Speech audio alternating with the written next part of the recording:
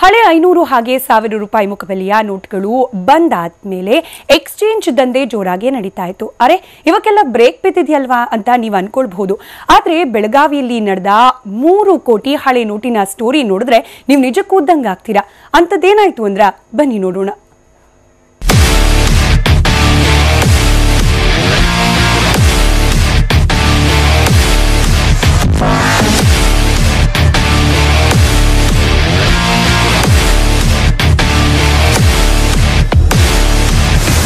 ಅರರೆ ಸಾಕ ನೋಟಿನ ಕಂತೆಗಳು. Note ban ಆಗೋಕ್ಕೂ ಮುಂಚೆ ಸಿಕ್ಕಿದ್ರೆ ಹಂಗೆ ಎಗರಿಸಿ ಬಿಡಬಹುದಿತ್ತು. ಈಗ ಈ ಹಳದಿ ನೋಟುಗಳು ಇದ್ರೂ ವೇಸ್ಟೇ ಬಿಡಿ ಅಂತ ನೀವ್ ಅನ್ಕೋತಿರೋ ಏನೋ. ಆದ್ರೆ ಕೆಲ ಮಂದಿಗೆ ಈ ಕಟ್ಟು ಹಳದಿ ನೋಟುಗಳೇ ದಂಧೆಯಾಗಿದೆ. ಬೇಕಿದ್ರೆ ನೋಟಿನ ಕಂತೆ ಮೇಲೆ ಮೈಕ್ ಇಟ್ಕೊಂಡು ಪ್ರೆಸ್ ಮೀಟ್ ಮಾಡ್ತಾ ಇರೋ ಪೊಲೀಸರನ್ನೇ ಕೇಳಿ. ಪೊಲೀಸರಿಗೆ ಬಂದ ಖಚಿತ ಮಾಹಿತಿ ಮೇರೆಗೆ ನಮ್ಮ ಅಧಿಕಾರಿಗಳು ರೋಹನ್ ರೆಸಿಡೆನ್ಸಿ APMC ಲಿಮಿಟ್ಸಲ್ಲಿರೋ ಒಂದು ಹೋಟೆಲ್ಲು, ಆ ಹೋಟೆಲ್ ಮೇಲೆ ದಾಳಿ ಮಾಡ್ತಾರೆ. ದಾಳಿ ಮಾಡಿದಾಗ ಅಲ್ಲಿ ರೂಮ್ ನಂಬರ್ 204 6 ಜನ ಆರೋಪಿಗಳು ಮತ್ತು 500 ಬೆಳೆ ಬಾಳುವ ನೋಟುಗಳು, ಹಳೆ ನೋಟುಗಳು 500 ಹಾಗೂ 1000 3 crore 11 lakhs rupees ಅಲ್ಲಿ ಇರುತ್ತೆ. ಅದನ್ನು ರೇಡ್ ಮಾಡಿ ಜಪ್ತಿ ಮಾಡಿ 6 ಆರೋಪಿಗಳನ್ನು ಅರೆಸ್ಟ್ ಮಾಡಿದ್ದೀವಿ. ಎಸ್, ಒಂದಲ್ಲ ಎರಡಲ್ಲ 3 ಕೋಟಿ 11 ಲಕ್ಷ ರೂಪಾಯಿ. ಈ ಪಾರ್ಟಿ ಬೆಳಗಾವಿಗೆ ಎಲ್ಲಿಂದ ಬಂತು ಅನ್ನೋದೇ ಇದೀಗ $1 ಬಿಲಿಯನ್ ಪ್ರಶ್ನೆಯಾಗಿದೆ. ಸದ್ಯ ಪೊಲೀಸ್ನವರಿಗೆ ಸಿಕ್ಕ ಮಾಹಿತಿ ಪ್ರಕಾರ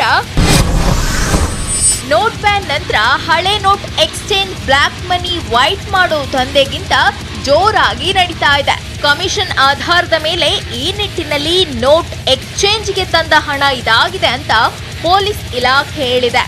ಅಲ್ಲದೆ ಪ್ರಕರಣದ ಮೇನ್ ಆರೋಪಿ ಅನಿಲ್ ಪಾಟೀಲ್ ಬೆಳಗಾವಿಯನ್ನೇ ನೋಟ್ ಎಕ್ಸ್ಚೇಂಜ್ಗೆ ಮೇನ್ ಅಡ್ಡಿಯನ್ನಾಗಿ ಮಾಡಿಕೊಂಡಿದ್ದ.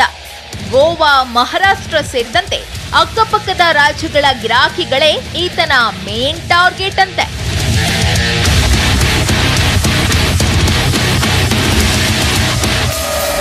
ಇನ್ನು ಕೇಸ್ ಸಂಬಂಧ ರೇಡ್ ಮಾಡಿ ಓಲ್ಡ್ ನೋಟ್ ವಶಕ್ಕೆ ಪಡೆದಿರೋ ಪೊಲೀಸರು ಹಣ ಇಸ್ಕೊಂಡ ಅನಿಲ್ ಪಟೇಲ್ ಸೇರಿ ಹಣ ಎಕ್ಸ್ಚೇಂಜ್ಗೆ ತಂದಿದ್ದ 6 ಮಂದಿಯನ್ನ ಬಂಧಿಸಿದ್ದಾರೆ. ನಿಮ್ಮ ಹತ್ರ ದುಡ್ಡಿದ್ರೆ ತಗೊಂಡು ಬನ್ನಿ, ನನಗೆ ಕನೆಕ್ಷನ್ ಇದೆ, ಬೇರೆ ಕಡೆ RBI ಅಲ್ಲಿ ಕನೆಕ್ಷನ್ ಇದೆ, ನಾನು ಅದನ್ನು ಎಕ್ಸ್ಚೇಂಜ್ ಮಾಡಿ ಕೊಡ್ತೀನಿ ಅಂತ ಹೇಳಿ ಅವ್ರಿಗೆ ನಂಬಿಸ್ತಾರೆ. ಸೊ ಅವರು ಒಬ್ಬರು 60 ಲಕ್ಷ, ಒಬ್ಬರು 1 ಕೋಟಿ, ಒಬ್ಬರು 20 ಲಕ್ಷ, ಆ ಥರ ಅವ್ರು ದುಡ್ಡು ತೊಗೊಂಡು ಬರ್ತಾರೆ. 5 ಜನ. ಅನಿಲ್ ಪಟೇಲ್ ಅಂತ ಇದ್ದು, ಅವನು ಮಹಾಂತೇಶ್ ಮಾಡಿಕೊಡ್ತೀನಿ ಅಂತ ಹೇಳಿ ಭರವಸೆ ಕೊಟ್ಟಿದ್ದ ಅವನಿಗೆ. ಸೊ ಆ ಭರವಸೆ ಮೇಲೆ ತಂದಿದ್ದಾರೆ. ಹಳದಿ ನೋಟ್ ಕೊಟ್ಟು ಬೂದಿ ಬಣ್ಣದ ಹೊಸ ನೋಟ್ಗಾಗಿ ಇಷ್ಟೆಲ್ಲ ಸರ್ಕಸ್ ನಡೀತಿದೆ. ಸದ್ಯಕ್ಕೆ ಸಿಕ್ಕಿದ್ದು 3 ಕೋಟಿ 11 ಲಕ್ಷ ಹಣ ಹಾಗೂ 6 ಮಂದಿ ಆರೋಪಿಗಳು. ಇದರ ಹಿಂದೆ ಇನ್ನೇನಿದೆಯೋ ತನಿಖೆಯಿಂದಲೇ ಬಯಲಾಗಬೇಕಾಗಿದೆ. ಶ್ರೀಕಾಂತ್, TV9 ಬೆಳಗಾವಿ.